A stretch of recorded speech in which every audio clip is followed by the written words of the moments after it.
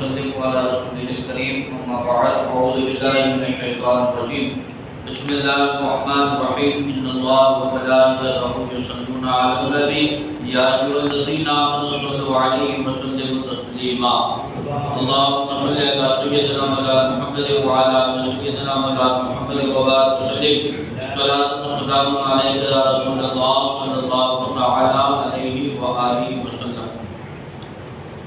اس سے قبل آپ حضرات نے غسل کے 3 فرضوں میں سے 2 فرضوں کے بارے میں سماعت فرمایا، کلی کرنا اور ناک میں پانی چڑھانا۔ اب غسل کا تیسرا فرض ہے تمام ظاہری بدن کو پانی سے تر کرنا، یعنی سر کے بالوں سے پاؤں کے تلوؤں تک جسم کے ہر پرزے ہر رونگٹے پر پانی بہہ جانا۔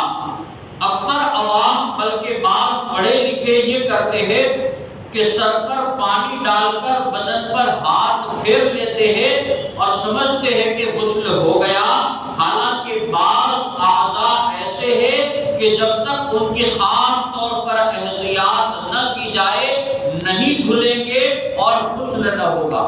کیا ہے؟ ایک لوٹا سر کے اوپر پانی ڈال دیا 2 لوٹے اور پھر کیا ہے اس طرح ہاتھ پھیر لیتے ہیں اور سمجھتے ہیں ہمارا غسل ہو گیا، لیکن ہمارے جسم میں کچھ حصے ایسے ہیں کہ اگر ان کی طرف توجہ نہ دی جائے تو وہ کیا ہے کورے رہ جاتے ہیں، پانی وہاں تک نہیں پہنچ پاتا، جس کی وجہ سے کیا ہے ہمارا غسل نہیں ہوتا۔ سر کے بال گودھے نہ ہو تو ہر بال پر جڑ سے نوک تک پانی بہنا، اور گودھے ہو تو مرد پر فرض ہے کہ ان کو کھول کر جڑ سے نوک تک پانی بہائے۔ کیا ہے؟ اگر کسی نے بال اپنے بڑے کر لیے اور کیا ہے چوٹلی وغیرہ لگا دی یا گود لیے تو اب کیا ہے اس کی جڑوں تک کیا ہے پانی پہنچانا ضروری ہے، لہذا کیا ہے اس کے لیے فرض ہے کہ مرد کیا ہے اس جوڑے کو کھول دے تاکہ اچھی طرح جڑوں تک پانی پہنچ جائے اور وہ بال بھی کیا ہے گیلے ہو جائے۔ لیکن کیا ہے عورت پر صرف جڑ تر کر لینا ضروری ہے، کھولنا ضروری نہیں۔ عورتیں کیا ہے عموماً انگوڑا وغیرہ باندھ لیتی ہے تو کیا ہے انگوڑا کھولنا ان کے لیے ضروری نہیں ہے، صرف کیا ہے اس کی جڑوں کو تر کر لینا یعنی اس کی جڑوں تک پانی پہنچا دینا ضروری ہے۔ ہاں اگر چوٹی اتنی سخت گندی ہو کہ بے کھولے جڑیں تر نہ ہوگی تو پھر عورت کے لیے بھی کھولنا ضروری ہے۔ اسی طرح جن جن جگہوں پر احتیاط کی ضروری ہے وہ جگہ بتائی جا رہی ہے کہ وہاں پر پانی کیا ہے اگر بے احتیاطی کی جائے تو پہنچ نہیں پائے گا۔ کانوں میں بالی وغیرہ زیوروں کے سوراخ کا وہی حکم ہے جو ناک میں نک کے سوراخ کا حکم وضو میں بیان ہوا، یعنی کیا ہے اگر سوراخ ہے کان وغیرہ میں تو اگر کیا ہے آرام سے پانی پہنچ جاتا ہے تو حرج کی بات نہیں ہے، لیکن اگر سوراخ سخت ہے اور وہاں پر کیا ہے عورت نے بالی وغیرہ پہنی ہوئی ہے تو اسے حرکت دے کر کیا ہے اندر پانی پہنچانا ضروری ہے۔ بھووں اور مونچھوں اور داڑھی کے بال کا جڑ سے نو تک اور ان کے نیچے کھال کا دھلنا بھی ضروری ہے۔ اسی طرح کان کا ہر پرزہ اور اس کے سوراخ کا منہ اسے بھی دھلنا ضروری ہے۔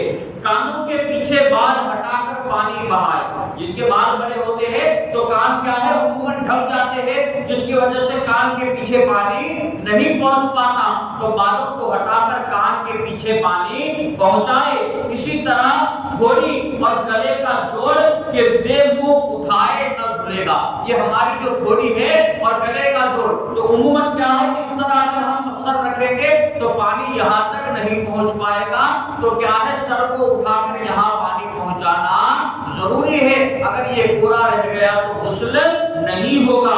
اسی طرح بغلے کے بے ہاتھ اٹھائے نہ دھلے گی، ہم کیا ہے جس طرح نہاتے ہیں اس طرح چمبو وغیرہ سے نہاتے ہیں تو ہاتھ ہمارے کیا ہے اسی طرح رہتے ہیں، بغلیں کھلتی نہیں ہے، تو لہذا بغلوں کو اونچی کر کے اندر پانی پہنچانا بھی ضروری ہے۔ اسی طرح پیٹھ کا ہر پرزہ، پیٹھ ہمارا وہاں پر عموماً ہاتھ نہیں پہنچ پاتا تو کیا ہے کچھ پیٹھ کا حصہ بھی کوڑا رہ جانے کا اندیشہ ہے، تو لہذا پیٹھ کا ہر حصہ بھی دھلنا ضروری ہے۔ اسی طرح पेट की पलटे उठाकर धोए। उम्मन क्या है, पेट जब बाहर आ जाता है तो ये पेट के नीचे की पलके जो होती है ना वो कोरी रह जाती है, तो पेट को ऊपर करके वहां की नीचे की पलके धोना भी जरूरी है। इसी तरह नाक को उंगली डालकर धोए जबकि पानी बहने में शक हो। ड्यूटी के अंदर भी उम्मन पानी नहीं पहुंच पाता है जिसकी वजह से हमारा गुस्ल नहीं होता, तो लिहाजा क्या है, ये छोटी उंगली क्या है, ड्यूटी के अंदर डालकर अच्छी तरह वहां तक पानी पहुंचाए। इसी तरह जिस्म का हर रोंगटा जड़ से नौक तक धुलना जरूरी है।